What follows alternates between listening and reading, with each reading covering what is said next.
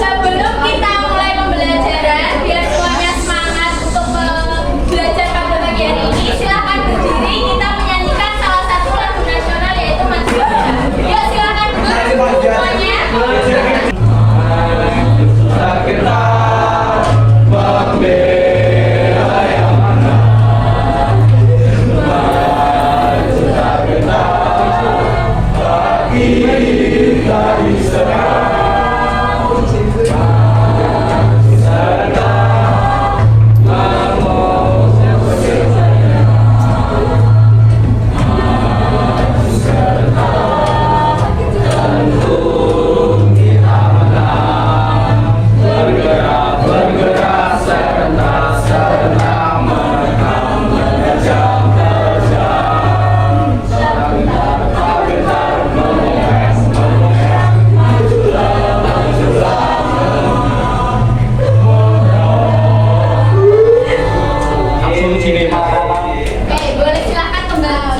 Jadwalnya pendidikan Pancasila, kita akan belajar mengenai perwujudan gotong royong dalam ekonomi Pancasila. Dan tujuan dari pembelajaran hari ini yaitu kalian peserta didik mampu menganalisis gotong royong sebagai perwujudan sistem ekonomi Pancasila yang inklusif dan berkeadilan.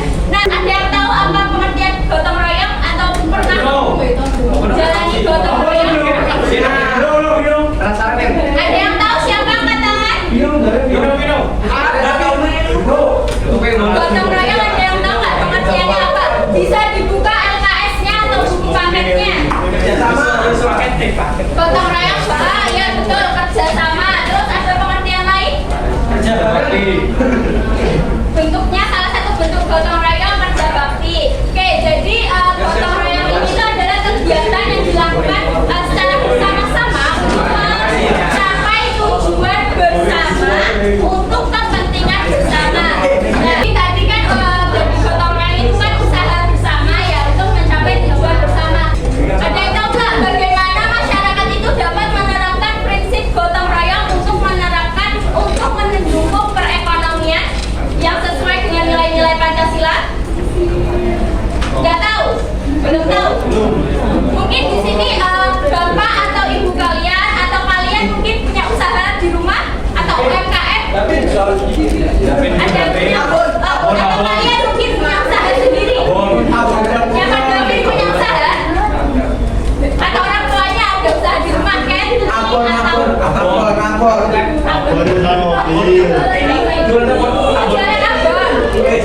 Oh iya, berarti punya UMKM ya? Nah, jadi salah satu cara menerapkan gotong royong untuk mendukung perekonomian itu salah satunya melalui UMKM. Ada yang kita ya UMKM itu apa ya? Usaha menengah kecil. Nah, jadi siapa tadi namanya David ya? David produksi abonnya itu di rumah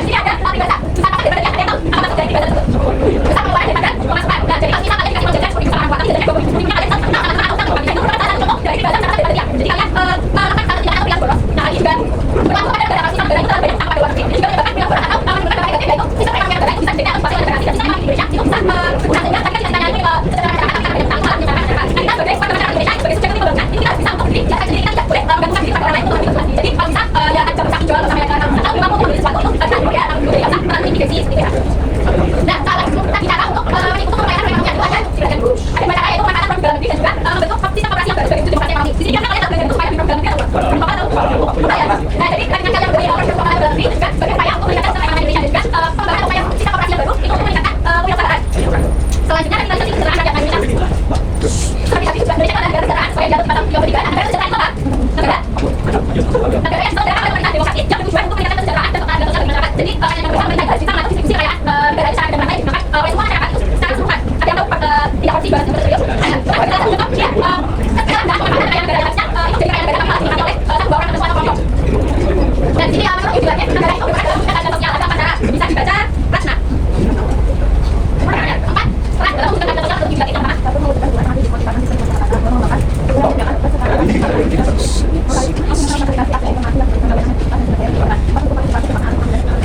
Nah, itu ada peran dalam mewujudkan keadilan sosial atau dibilang itu. Nah, dalam pengembangan kekayaan negara yang itu ada 8. Yang pertama itu ada operasi sebagai kebenaran untuk mewujudkan kesejahteraan anggotanya. Yang kedua ada berdasarkan ekonomi. Di berdasarkan ekonomi itu perusahaan itu bisa memberikan investasi dan pada karyawan. Jadi karyawan itu juga merasa harus meningkatkan perusahaan kemudian memberikan gaji sesuai dengan standar atau jaminan sosial. Jadi ada kewajiban pihak baik perusahaan maupun pemerintah juga bisa memberi. Kemudian yang keempat adalah korupsi. Yang kedua korupsi itu tidak bisa negara untuk dikuasai oleh negara tanpa orang kaya dan korupsi berarti untuk khususnya saja dikuasai negara tanpa dikuasai oleh satu orang yang tidak dapat terjebak. Kemudian yang kelima ada bumi air dan kekayaan. Kemudian ini harus dimanfaatkan dan dikelola oleh pemerintah secara kekeluargaan seluruh masyarakat. Kemudian yang keenam melibatkan UMKM. Tadi melibatkan UMKM menambah nilai tambah ekonomi suatu perusahaan. Kemudian mengembangkan ekonomi dan wisata bisa melihat dari daerah pariwisata bisa mengembangkan inovasi sahabat yang nanti bisa meningkatkan nilai tambah ekonomi di daerah tersebut. Kemudian jaminan sosial. Jaminan sosial ini juga penting untuk dilakukan oleh seluruh masyarakat Indonesia seperti jaminan kesehatan, pendidikan atau jaminan sosial yang lain. Nah, dari penjelasannya Bu Sinta tadi ada yang ingin dipertanyakan terlebih dahulu sebelum kita lanjut lagi. Ya, jadi kali ini kita akan bermain game yaitu tali benang pintar. Jadi nanti Bu Sinta akan membagi kalian menjadi 5 kelompok. Di setiap kelompok itu nanti akan digantian. Jadi nanti Bu Sinta punya benang yang berisikan soal dan nanti setiap anggota kelompok bergantian ke depan untuk mengambil soal. Kemudian kalau udah dapat nanti kalian kembali ke tempat untuk menjawab soal tersebut. Nah, untuk setiap soal itu dikerjakan dalam waktu 1 menit dan nanti setiap soal itu memiliki bobot yang berbeda. Di soal itu nanti juga akan ada soal yang jawab. Nah, bagi yang bisa berhasil mendapatkan skor terbanyak itu adalah yang menang. Ya. Bu Sinta bagi untuk 6 kelompok.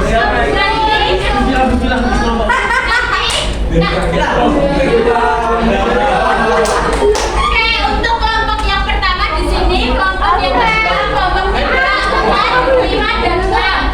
Oke, nanti setiap kelompok perwakilan 3 orang ya. Buat maju nanti pertanyaan. Kelompok 1 maju 1, kelompok 2, kelompok 3, 4, 5, 6 perwakilan 1 orang maju ke depan. 1 orang perwakilan maju ke depan.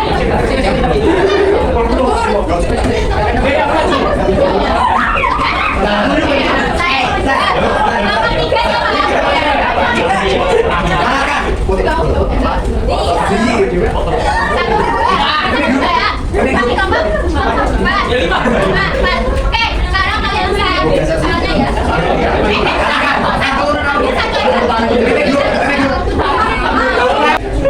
Dikerjakan di LKPD yang sudah Bu Sinta kasih ya. Nggak usah langsung jawaban.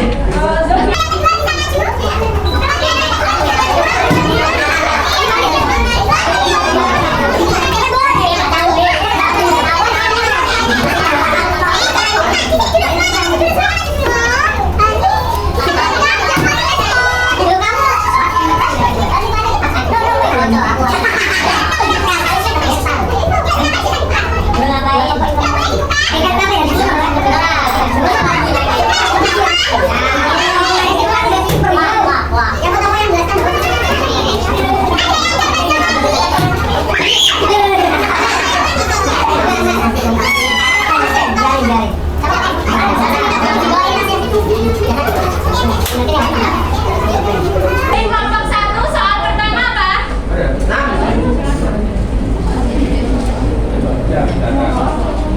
Dapat soal nomor 14.